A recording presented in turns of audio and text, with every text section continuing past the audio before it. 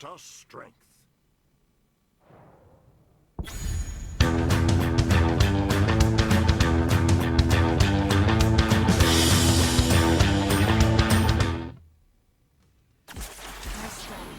Is upon us.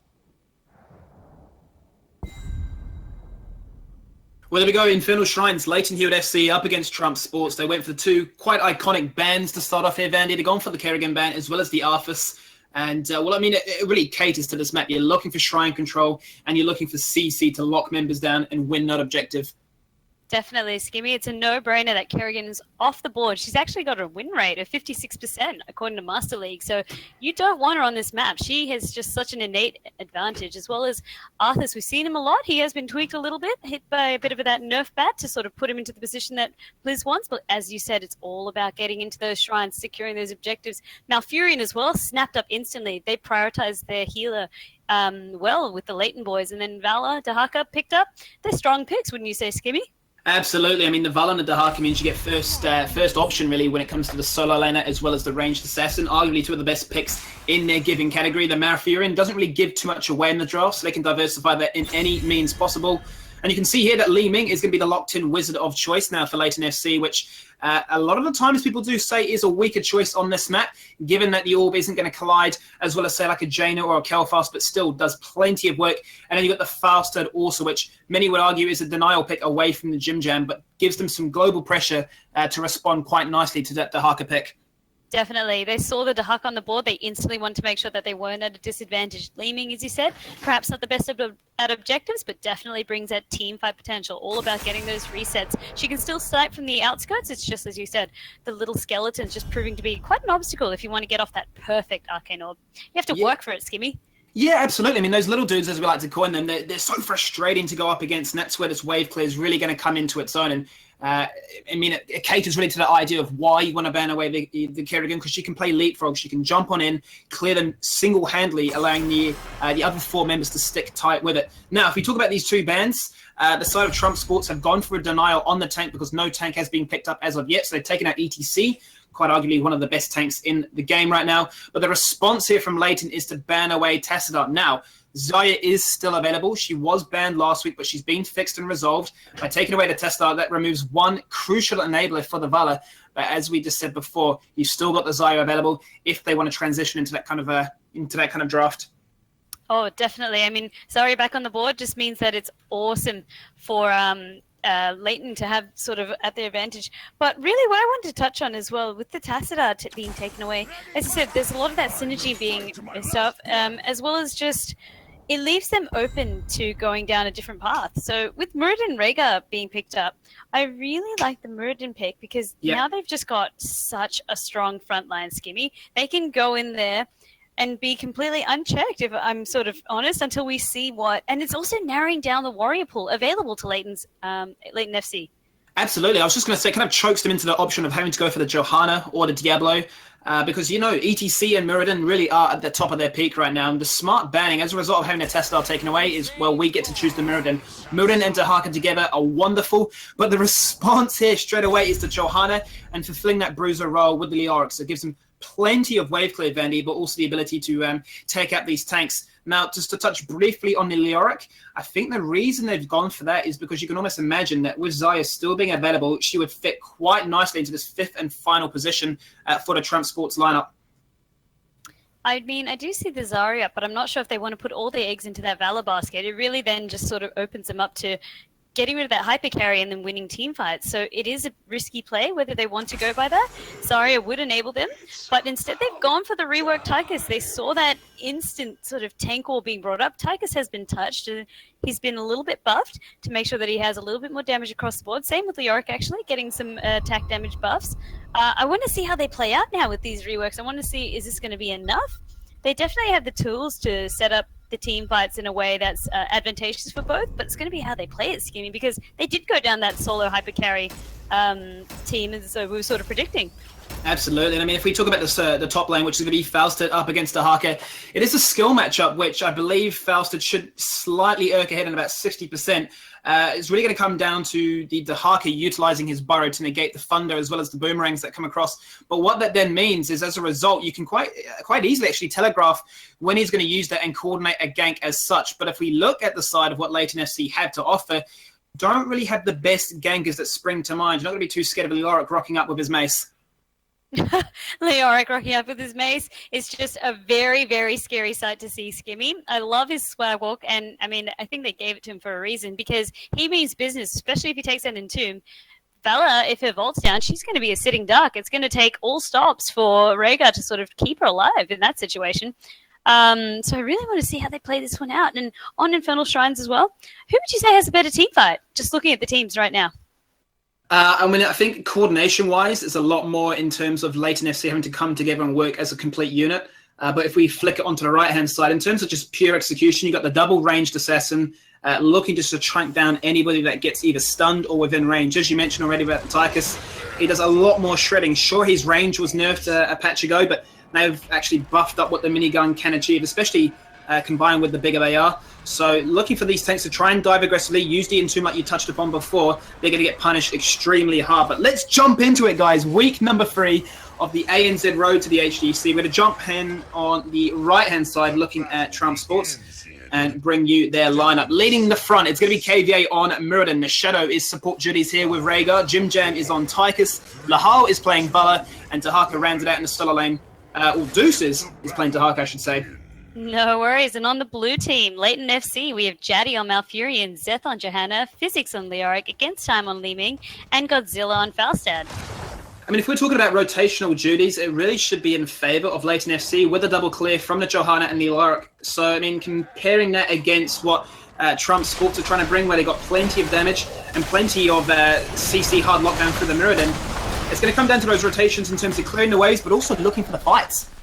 Definitely. They are the initiators on the team, and it's going to come up to them to respond as such. On a smaller map like this as well, it's all about clearing those lanes and then trying to get those gank opportunities if anyone's overextended. The Dahaka giving TrumpSports a lot of pressure in that regard. Same with the Falstad on Lleyton. As we said, it's very clever drafting, making sure that neither team's disadvantaged by what they pick. This is smart drafting at its finest, Skimmy.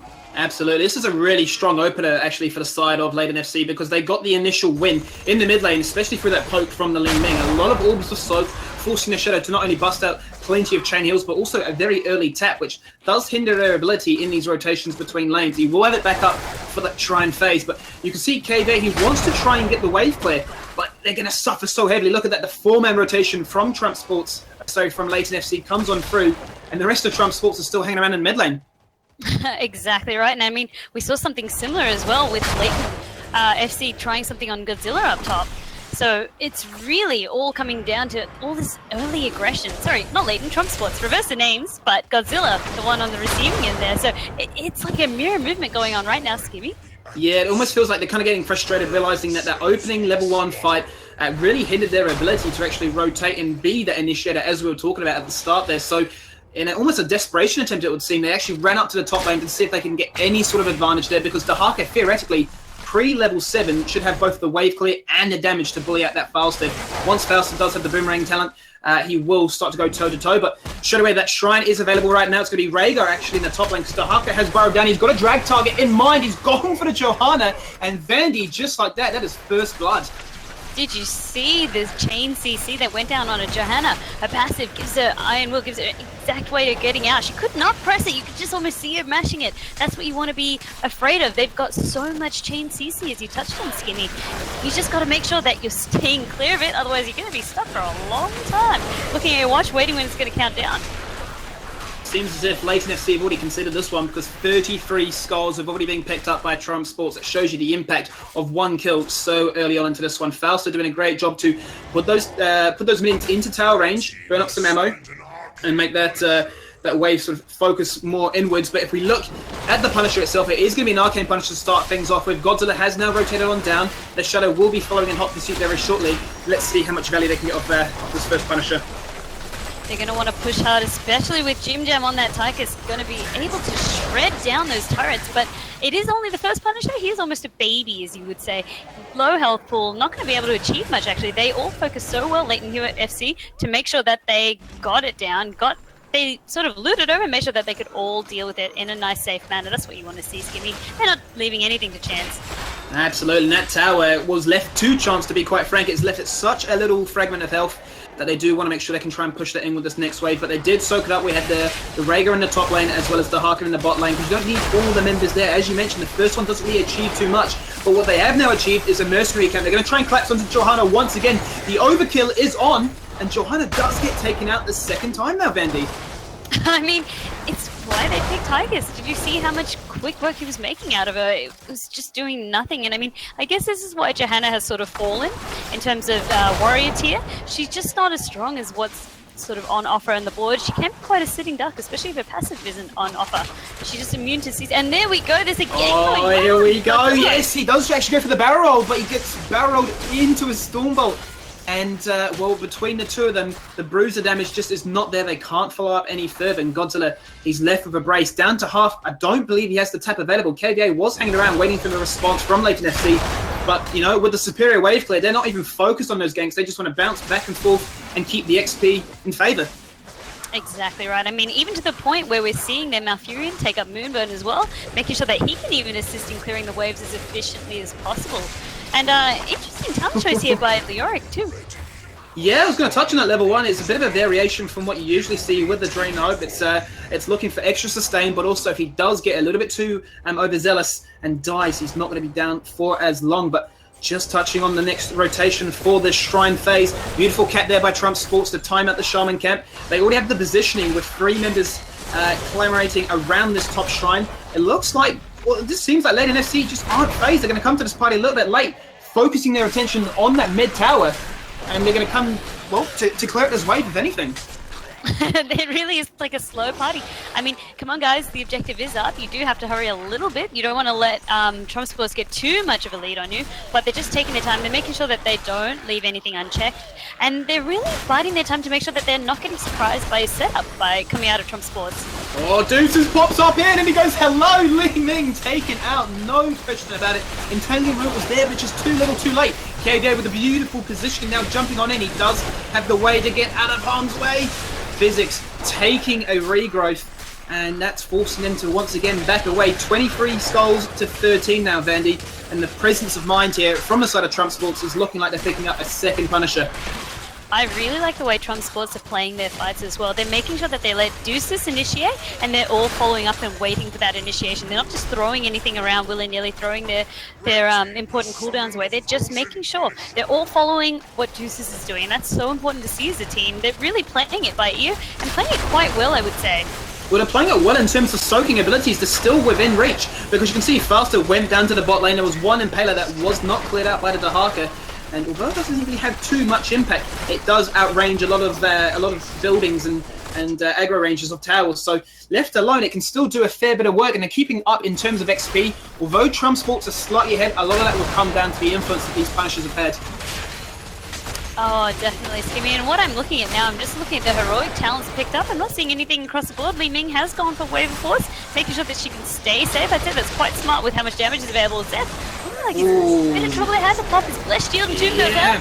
Yeah, Zeph falls to the Blessed Shield, and same with Twilight Dream. And Tomb has come across, and it's going to be enough to take out the Odin straight away. Odin is being popped late now, but is it going to be enough to start things off? Raidfall jumping into the back line. Lahal receiving a huge Ancestral to keep him topped up as the Killer Temple is made. 3 members now. The momentum switching in favor of TrumpSports, looking so good for a meantime. But they're turning it back on its head. 3 members, as I touched on, dying for Lleyton FC. And now the siege begins on this top tier. TrumpSports very smart. Jim Jam taking that Odin as well. We can see why it's becoming the more preferred heroic talent as well. Your damage is so much more reliable instead of putting all your eggs into that Draken Laser Drill basket. I really like to see that change has sort of happened on Tychus, and I think it's a positive one too. And did you just see how much damage it also brought to the table? I'd say this was the draft that I was looking for. By putting all the eggs into 2 carries, I reckon TrumpSports ended up with a better draft, Skimmy.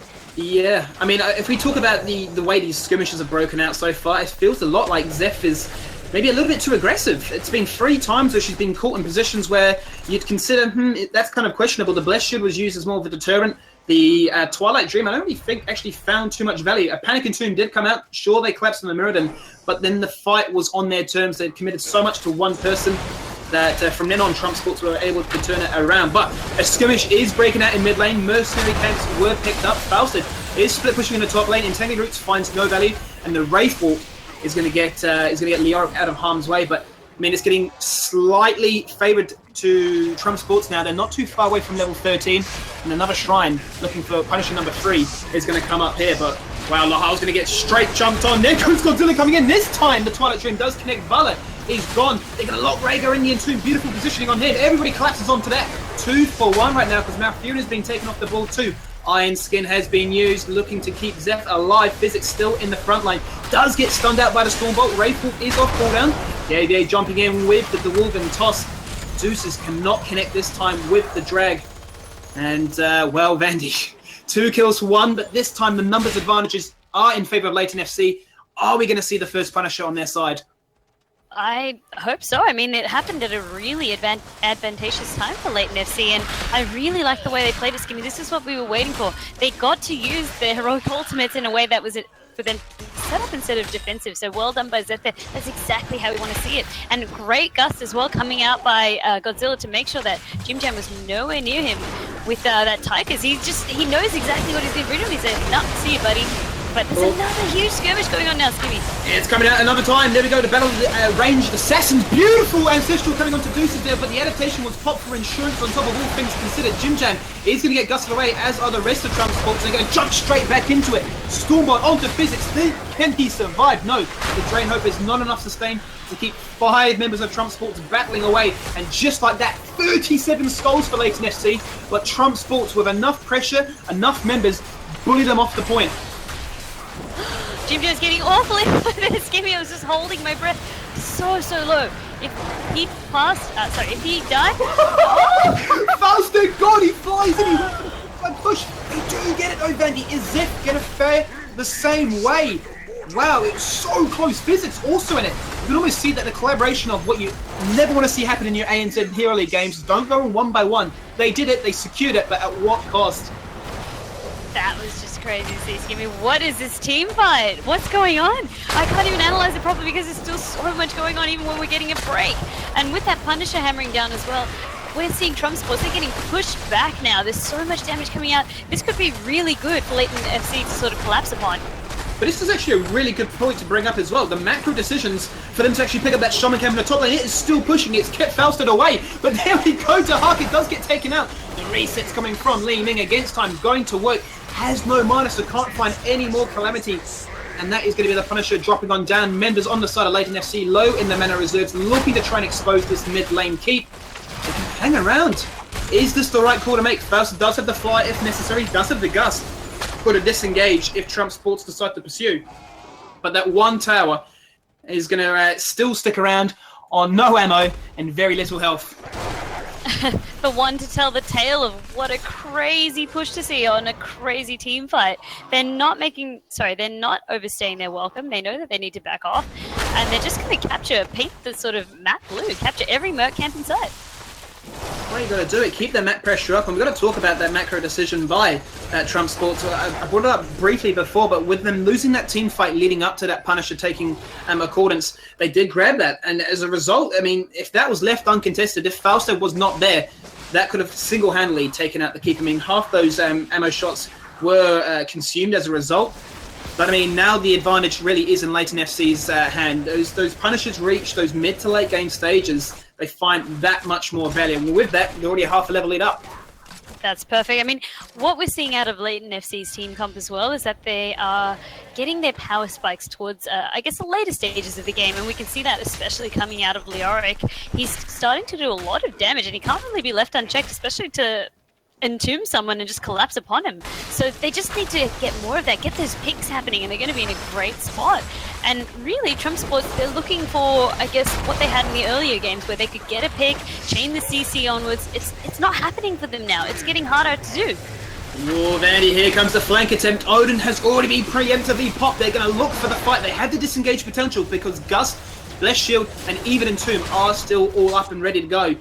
Very early Odin, but you can see the calls being made by Lleyton FC. Just back, waste that big cooldown, find no value from it whatsoever. The Shrine is going to spawn in about 5 seconds time.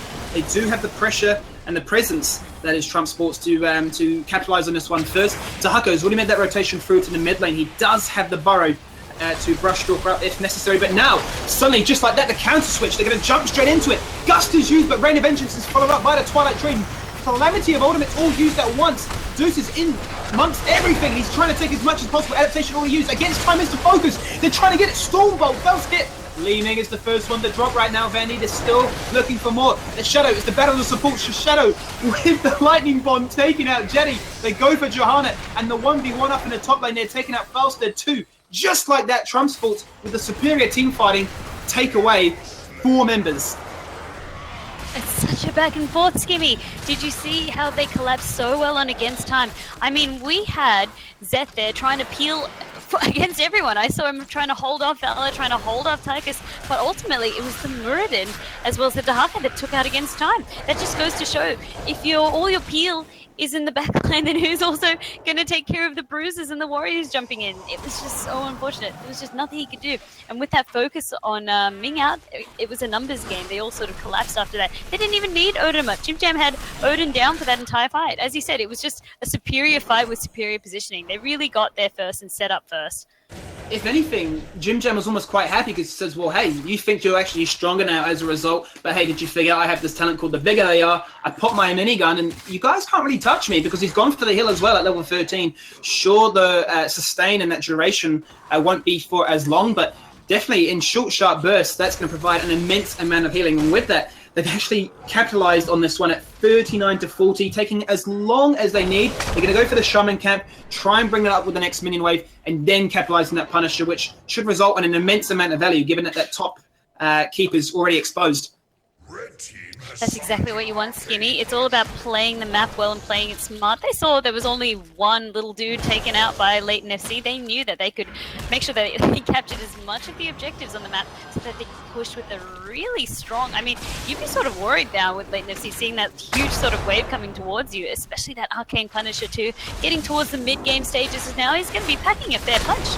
Well, their consolation prize was to pick up all 3 mercenary camps in the mid as well as the bot lane, and they're going to push for free right now, but that is not the focus. We have an Odin with a Punisher and a Shaman camp all coming at this keep. There's no way that survives. They win a decisive fight of this one, Danny. That is the game. Gust comes out. Great way to use that to prevent Zeph from dropping on down. Still has the Blessed Shield, but this is now going on towards that core. They are looking for it. Odin now has dropped. Rain of Vengeance was used. Still has a second charge. Looking for that shield. It is going down. Swift and shot. They get the drag attempt onto Zeph, and he is gone like that. Godzilla pops 2. Entomb. It doesn't do anything. Jim just stands there, pops the minigun. Twilight Dream. Well, I mean, it's kept everybody silenced, but too little too late. That core is down to 84%. Everybody is healthy. The Shadow's got the healing ward for protection. They're going to go in onto it. Can they find another kill? Looking for Jetty. What can Jetty do? No ice block. No chance. Ancestral just for Starling points. They're onto the core, Vandy, and they take game number 1 after losing in week number 1 to Lleyton FC. They've brought the fight right back. It's going to be 1-for-1 now, with each team securing a win under the belts. That was really well played. I really liked the way Lleyton FC was kiting that Punisher, bringing him in towards the core, making sure that they could use the extra keep to get him down. But really what happened was that once the Punisher was getting towards the lower stages, they then wanted to fight, but the Punisher hadn't yet been finished. And then what happened? Zeth got instantly popped once again, just showing how good Tychus is at his job, Skimmy. He was on full to nothing in just a couple of moments. And I mean, I know he's also got his other team members helping him, but I credit that a lot to Jim Jam. He's got 40k damage across the board as well. And I mean, Tychus is back, I'd have to say, Skimmy. Tychus is back. Doesn't have a cigar, but it doesn't matter because he brings the punch when it matters. Talking about MVP, I'm going to be actually quite honest and say I believe Jim Jam, although a lot of the members as a whole did put in a solid effort, a lot of that came down to Jim Jam in my mind. Would you agree? Yeah, I'd have to agree completely. He's just making sure he knew exactly who to target. He talent spec'd quite well as well for who he was up against, as you were sort of bringing up again and again. He just had an innate advantage, and he just played it really well, Skimmy, so definitely agree with you on that. Well, there you have it. Jim Jam is week number 3, round 1's MVP for this one here for the ANZ Road to the HGC with Gamester. But that does us for game number 1. We then pass you to the sweet words of Kit Fox, as he brings you some pristine words from his homeland of Australia. Thank you very much, Skimmy and Vandy, for that first match. Congratulations to Trump Esports. Thank you, everybody, for being so patient while we sorted out the audio issues. Hopefully, it's up to standard now. Don't go anywhere because we've got so much to get through tonight. We have got giveaways. We have got so much, just these games. I cannot wait to get into Battlefield of Eternity and Sky Temples. So we've got Probius to give away, a Deluxe Machines of War bundle. We've got, what have we got? Nomi again coming up as well, who lost to Morton's this last week. So stay tuned. We'll have more games coming up right after this.